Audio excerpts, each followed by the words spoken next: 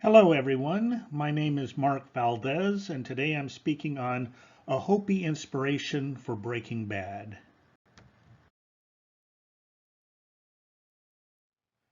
I'm curious about Southwestern Native American symbols and influences in Breaking Bad. Some of these influences are Navajo in origin, but many more come from the Hopi. Since I kept bumping into Hopi references, I obtained an authoritative survey on Hopi religious culture, The Book of the Hopi, by Frank Waters, published in 1963. This was a fortuitous find. It soon became clear that Vince Gilligan and the creative team at Breaking Bad relied heavily on this book. Peace, love, and harmony characterize the Hopi religion. Breaking Bad creates a new art form that might be called Hopi Gothic, a dark doppelganger of the Hopi religion. Hopi religious rituals are placed in new contexts, creating obscurity, uncanniness, dread, and remorse, the building blocks of Gothic literature. The White family home is a good place to start. On the left, we see a Tawa Kachina plaque on the fireplace, representing the sun and masculinity. What are Kachinas exactly? Kachinas are respected spirits and invisible forces of life. Their chief function is to bring rain, ensuring the abundance of crops. In the center here, we have a Tawa Kachina doll. On the right, we have a garbage can lid that resembles Tawa when Walt tosses away the Hope button handed to him by the sympathetic oncology clerk who prepares his bill. Note that this isn't just a Hope button, it's a Hopi button, a surreptitious announcement from the show's creative team that more Hopi symbolism is coming. Native American symbols are present in the metal yard art near the White family's pool. When Walt Jr. gets sick after drinking too much alcohol, a kachina looms over him. Schematic feathers across the head and a robe indicate that this is a warrior kachina. I conclude that this is probably the Nakiachop kachina, who is best known for the ladder dance. Dancers leap back and forth between two poles at the edge of a cliff. Because it is so dangerous, the Hopi don't do the ladder dance anymore. The risky ladder dance sounds like it might fit risk-taking Walt, however. I wondered, is there an affinity between Walt and ladders? Actually, it's the exact opposite. Walt is very clumsy around ladders. In contrast, Jesse goes up and down ladders all the time. In the episode Fly, Walt avoids climbing a ladder, but he reluctantly stabilizes a ladder as Jesse climbs to get the fly. Skylar, too, has a thing against ladders. In the episode Green Light, she uses an unusual adjective, ladder climbing, when she frets to Ted that her co-workers will see her as an evil ladder-climbing whore. Walt avoids career ladders, and Skylar does too. The only time you see Walt on a ladder in Breaking Bad is in the humiliation episode IFT, when he retrieves the pizza from the roof. And so, according to the Hopi, what might the fly represent? Perhaps the mastop kachina, the death fly kachina, who represents the rude forces of life, the antithesis of Walt's forces of death. Mastop bears handprints on his body and carries a ringed stick in his hand. The rings on the stick symbolize the rungs of ladders galore that will need to be climbed into many future worlds yet to come. Mastop represents everything Walt rejects. No wonder Walt must rid himself of the fly. I was struck how the underground superlab is very much like a kiva, the Puebloan ceremonial chamber. Chemistry is treated here with religious awe. The superlab has at least 3 levels, and there's a 4th level too, the platform at the top of the spiral staircase. A useful comparison can be made to the likely model for the superlab, the similarly sized Great Kiva at Aztec National Monument near Farmington, New Mexico. The Hopi believe that we are currently in the 4th world of the 3rd universe. Each of the previous three worlds ended in a disaster, and the fourth world will someday end in a disaster too. The Great Kiva at Aztec has 4 levels in its interior, plus a small hole in the floor called the Sipapuni, representing where mankind emerged into today's fourth world. You can see the 4 levels here, representing the 4 worlds. The super lab under construction has 4 levels as well: the outside, 2 stairway platforms, and the floor. What can it mean that both Lalo and Howard are buried at the place of emergence in the super lab? Spirals appear in Native American petroglyphs and also appear in Breaking Bad. In the episode ABQ, Walt enters a shooting gallery to retrieve Jesse.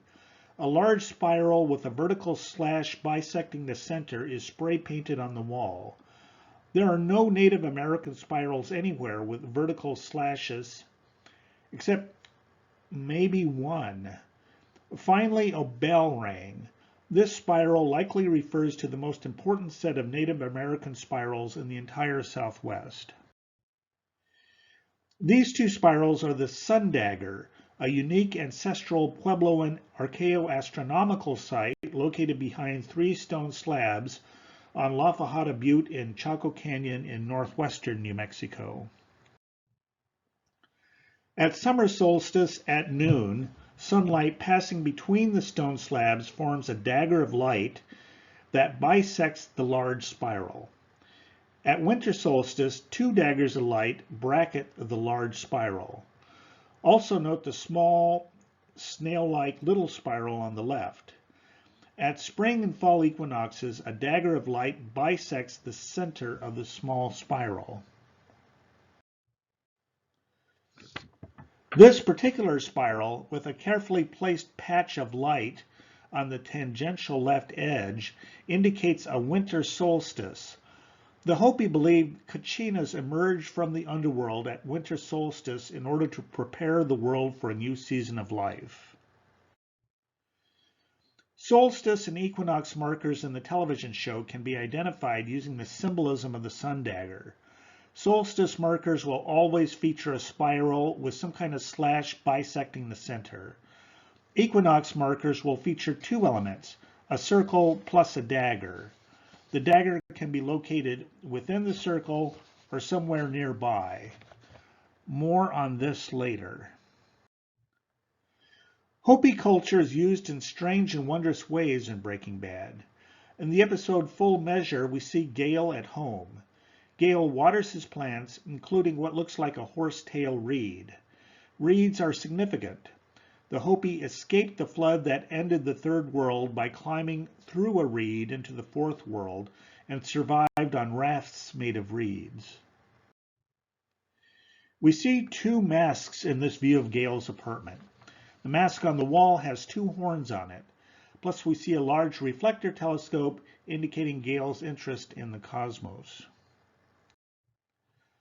With this broader view, we see the 2-horned mask on the left. On the right, we see a Krampus mask with 2 horns on it. On the coffee table, we see a hookah. On the bookshelf, we see 2 horns facing inwards towards each other, suggesting a Hopi 2-horned society shrine. The members of the 2-horned society occupy the highest niche in Hopi culture. They alone have memories of the previous 3 worlds and understand the original concept of creation. With his interest in the cosmos, Gale Boetticher too understands the original concept of creation. The little mannequin on Gale's desk is his tippany, his badge of religious authority to conduct rituals, in his case at the 2-horn altar. In general, the Hopi symbols that are shown on television are not exact. In the same way that the chemical details of meth manufacture are fudged in Breaking Bad, the ceremonial details of Hopi religious life are fudged too. Inexact ceremonies lack religious power, but retain storytelling power. When Gale welcomes Gus into his apartment, we see his tippany in the background, behind his shoulder. Ostensibly, Gus is Gale's superior, but the Tippany says otherwise. We see that Gale bears the Mastop Kachina's hand symbol over his heart. In general, in Hopi life, only members of religious societies smoke pipes, people who likely already have Tippanies. Ordinary folks smoke cigarettes, not pipes. Many Tippanies in Hopi life appear to be human statuettes. Breaking Bad may follow a kind of Hopi rule in this regard. Characters who possess pipes or human statuettes appear to constitute a group within the show with a kind of religious authority, a kind of chosen people. For this purpose, pipes and statuettes are equivalent to one another. Gale has his hookah and statuette. Jesse and Jane have their meth pipes. Lydia has Edgar Degas' little 14-year-old dancer on her desk. Todd has figurines at home. Saul displays a Tippany on his desk, a blindfolded Lady Justice. In contrast, Mike, Gus, Andrea, and the Salamancas seem to have no pipes or statuettes. Hank, Skylar, and even Marie dabble with human figurines. Marie steals several objects in Breaking Bad, but the only one she gets to keep is her Tippany, the chimney sweep on a pig. This Hummel is very compatible with Hopi symbolism. If your goal is to climb through a reed from the third world into the fourth world, who better to have on your team than a chimney sweep to clear away the obstacles? The Hopi influence in Breaking Bad surfaces when unusual adjectives like ladder climbing are used. Another example occurs when Saul Goodman first meets Walter White in the guise of Mr. Mayhew and explains why he uses the name Saul. The Jew thing I just do for the homeboys. They all want a pipe-hitting member of the tribe, so to speak. Saul pretends to be a Jew, one of the chosen people, in order to curry favor with Jewish clients. Pipe hitting emphasizes the extra authority that Saul carries by possessing his Lady Justice Tippany, 2 times over a chosen person.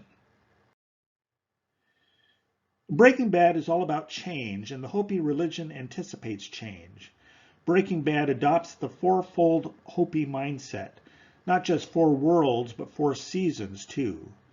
Note that a Breaking Bad season isn't a television show season, but rather a period of time characterized by a dominant kiva, the RV, the super lab, the hospital tents, and Uncle Jack's compound. I've indicated the episodes when each kiva is dominant and also mark periods when seasonal transitions get stretched out.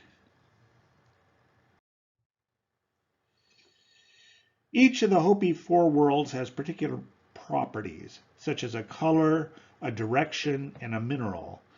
The creative team of Breaking Bad might sometimes think of the different seasons of the show as being different worlds.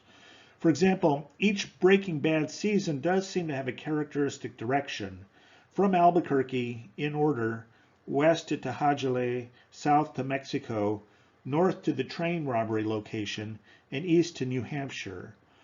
Hank likely picks up his fascination with minerals from the Hopi influence. If there's a characteristic mineral for the entire show, it would be sapphire, the namesake for the bluish tequila, a Zafiro Añejo, aged sapphire. El Camino, which means the road in Spanish, means specifically the road of life of the Hopi. The sun travels across the sky on the road of life. When the sun sets in the west in the world above, it rises in the west in the underworld, the land of the dead. The sun travels east in the underworld and sets, rising again in the east of the world above. Of particular importance is summer solstice, when the Kachinas return to the underworld, celebrated in a ceremony called Niman Kachina. The storyline of Breaking Bad runs for a full year of the Hopi Ceremonial Calendar, starting at fall equinox and running until the following fall equinox. Note that this isn't the timeline of the show, which runs for about 2.5 years, but rather a parallel, completely separate timeline. Let's walk through the Hopi Ceremonial Calendar in Breaking Bad. First up is a marker for the fall equinox, a dagger shape pointed near or within a circle. This marker is the falling trousers in the pilot episode, the dagger of the two pants legs together, and the circle of the belt line, marking the start of the show. Second comes the spiral of winter solstice. Most of the symbolism regarding Jane Margolis is Catholic in nature. Still, Jane dies at winter solstice when there is an open slot in the Hopi ceremonial calendar for her as the sacrificial Hawk Maiden of Soyal. All night long, the Hopi priests watch the sky, looking for evidence that the winter solstice has occurred. Walt watches the sky too and sees a different sort of evidence. At spring equinox, in the episode Face Off, we see Gus approach Casa Tranquila by crossing on foot a parking circle sporting decorative cobbles arranged in the form of a dagger. Here is an aerial view from 2011 of the parking circle.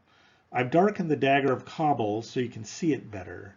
The dagger is pointed directly at Casa Tranquila. The entrance road and the parking circle together resemble an upside-down snail, calling to mind the small spiral of the Sun Dagger. All of Season 5A of Breaking Bad is an elaborate series of rituals marking the approach of summer solstice and Niman Kachina. The first order of business is to obtain magnetic things for the Kachinas to take to the underworld.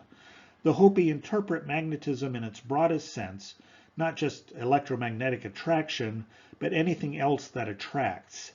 The Hopi are most interested in collecting eagles for their feathers, which are best at attracting prayers, and spruce trees, which are best at attracting rainfall. At all times, the Hopi are preoccupied with the big flood that ended the Third World. Skylar catches onto that preoccupation, which leads her to simulate suicide in the pool. Sometimes it's possible to trace a subplot of Breaking Bad to a single paragraph in the Book of the Hopi. Skylar insists that the kids be sent to Hank and Marie's for safety. Later, Hank and Marie return the kids. This subplot derives from a paragraph describing the formal pleasantries between a Kiva chief in charge of conducting Niman Kachina ceremonies and a village chief who controls the necessary manpower. The Kiva chief borrows the village's laborers, who are called children, and later returns them to the village chief, the symbolic father of the village. Then, the sacrifice of the eagles for their feathers, the 10 imprisoned members of Gus's team.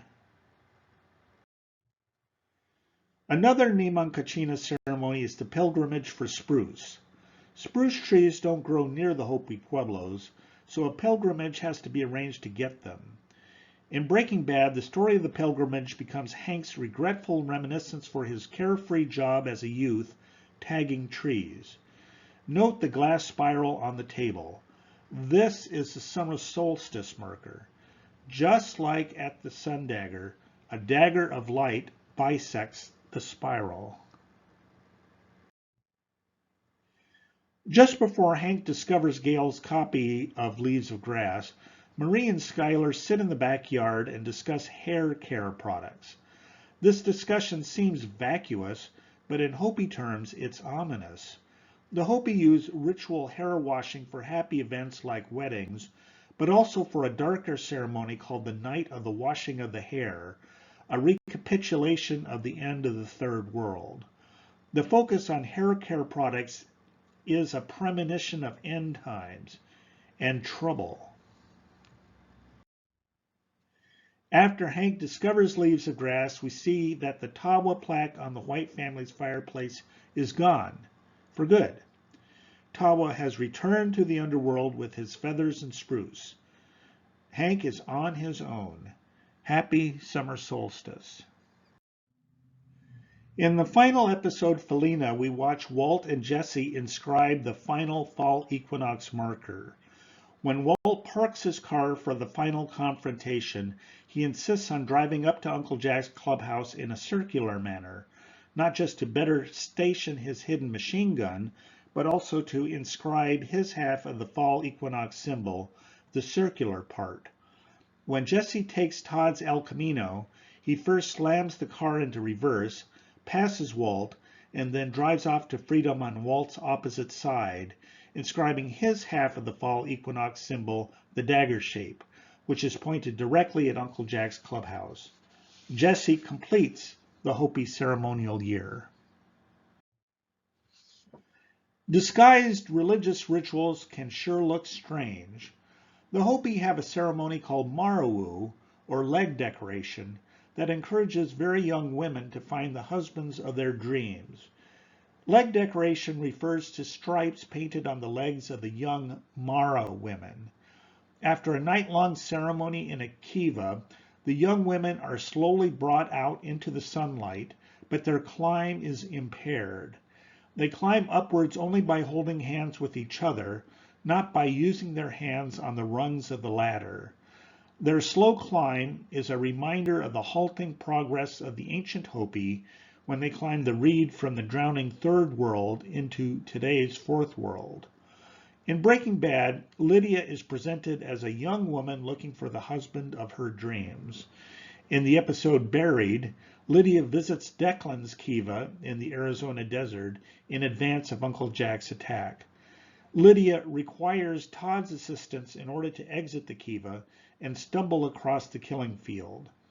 Similar to the young Mara women, Lydia impairs her own progress, which she does by covering her eyes. The creative team gives her a cover story that she's too squeamish to view her victims. Lydia's leg decorations aren't painted stripes, but rather red-bottomed Christian Louboutin shoes. By altering Hopi ceremonies, Vince Gilligan and company are able to create a fresh vision of hell in season 5B of Breaking Bad.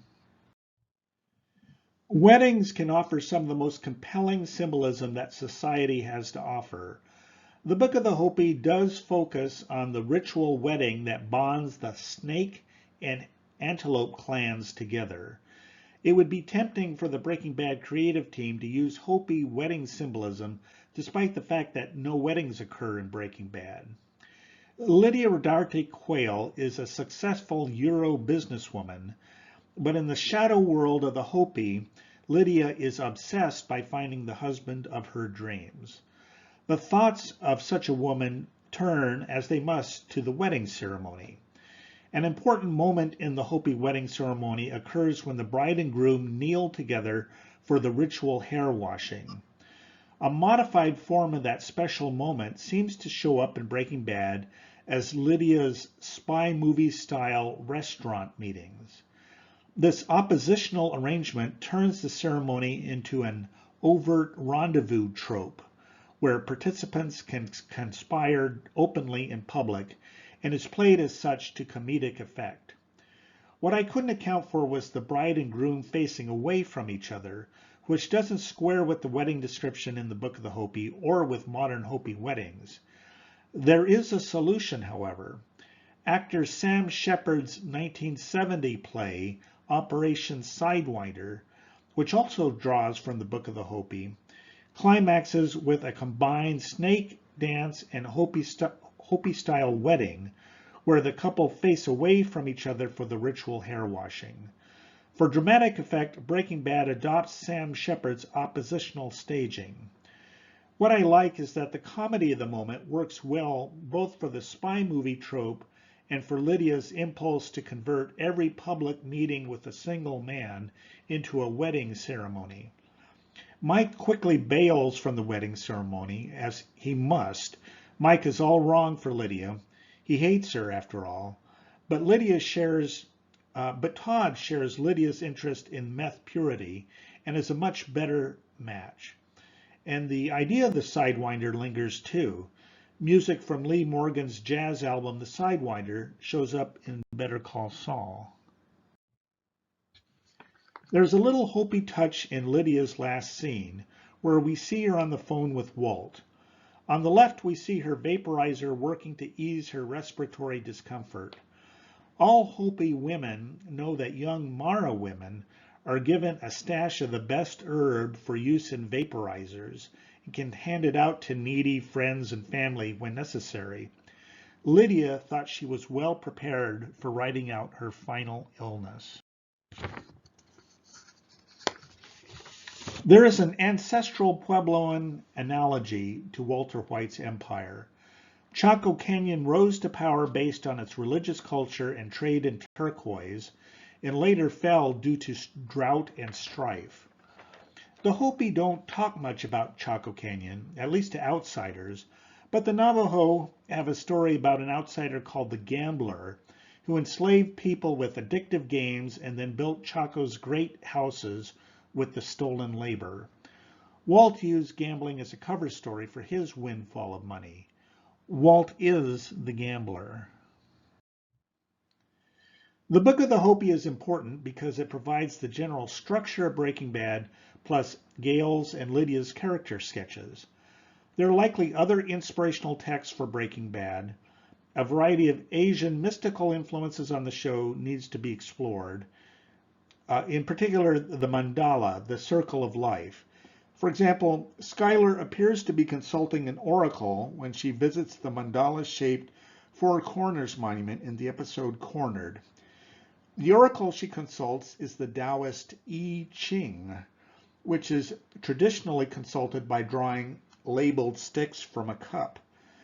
The psychologist Carl Jung, who helped popularize the use of mandalas in Western culture, instead used coin flips to query the I Ching, and Skylar does too.